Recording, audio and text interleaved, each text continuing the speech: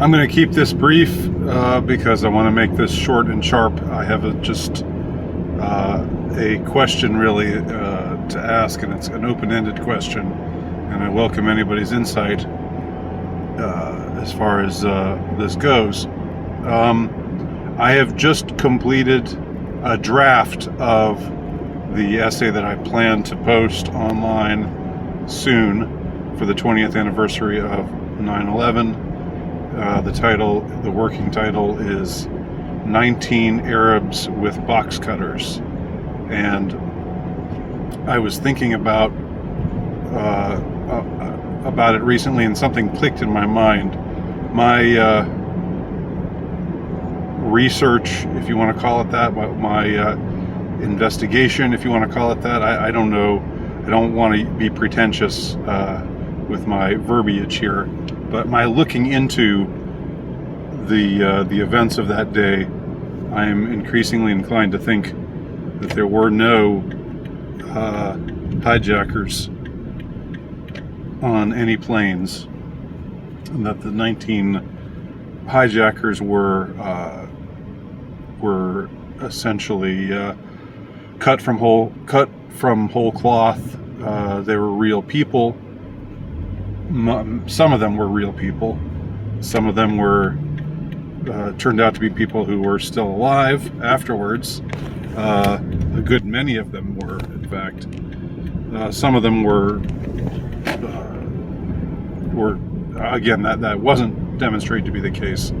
But in any case, for reasons that I go into in my writing, I'm just generally inclined not to think that any of them were present. So 19 hijackers, 19 Arabs with box cutters being a huge part of the official story, and those were 19 men that weren't there. What do we got now?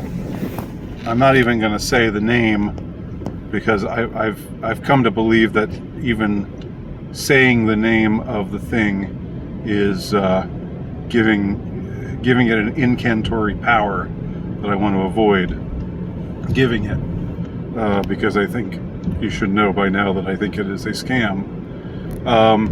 But the virus that everybody talks about is blank blank dash 19.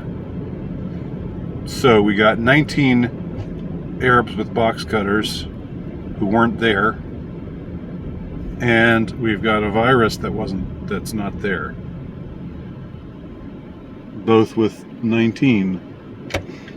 So that synchronicity is interesting, isn't it? Now, I often get very impatient with numerology and with gematria, just because it seems like you can take numbers and make them mean anything you want them to mean, and if you can make it mean anything, then you know, the utility just seems to I mean, it just becomes too convenient.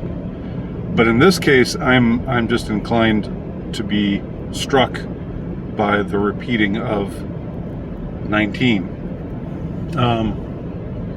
Now, what does 19 mean?